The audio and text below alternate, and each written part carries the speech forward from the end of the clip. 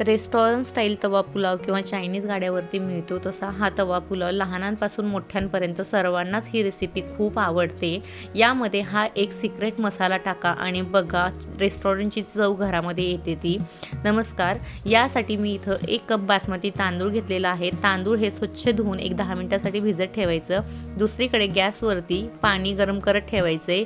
त्यामध्ये 2 चमचे मीठ, 1 चिमूटभर हळद टाकायची।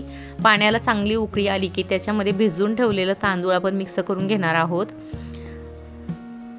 तांदूळ हे आपल्याला इथं पूर्ण न शिजवता 80% तांदूळ आपल्याला शिजवायचं आहे।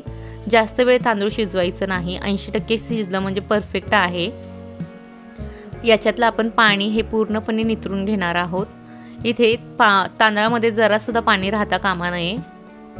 बघा मस्त असा आपला मोकळा इथे भात हा शिजलेला आहे। तो इथे आपलं परफेक्ट हे तांदूळ शिजलेला आहे आणि भाताला मस्त असा कलर सुद्धा आलेला आहे। दुसरीकडे गॅसवरती तवा हा गरम करत ठेवलेला आहे।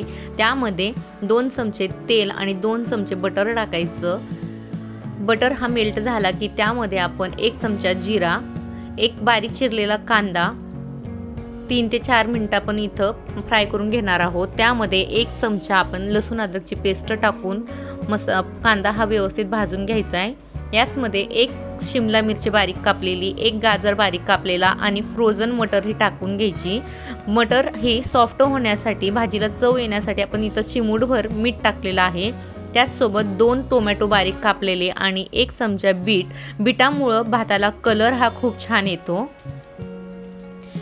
2 चमचे इथं मी टोमॅटो प्युरी टाकलेली आहे। 2 चमचे पावभाजी मसाला। पावभाजी मसाल्यामुळे या भाताला चव ही खूप छान येते। तुम्हाला हव्या त्या भाज्या तुम्ही याच्यामध्ये ॲड करू शकता। इथे मी 1 बटाटा जो आपण उकडून घेतलेला आहे तो 1 बटाटा मी इथे टाकलेला आहे आणि शिवाय पत्तागोबी सुद्धा टाकलेली आहे, जेणेकरून भातामध्ये त्याचा क्रंचीनेसपणा हा छान येतो।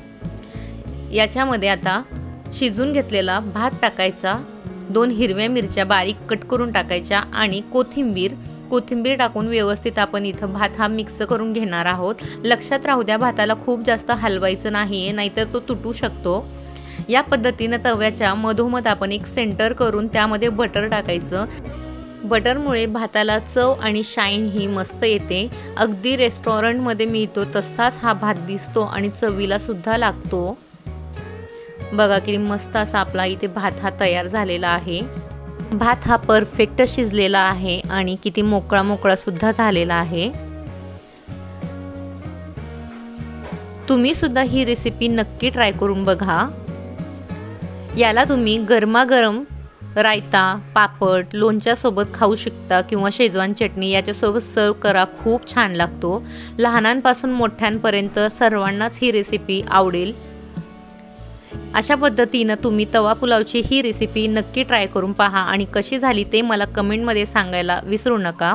अशाच नवीन रेसिपीजसाठी या चॅनलला लाईक, शेअर आणि सबस्क्राईब नक्की करा। धन्यवाद।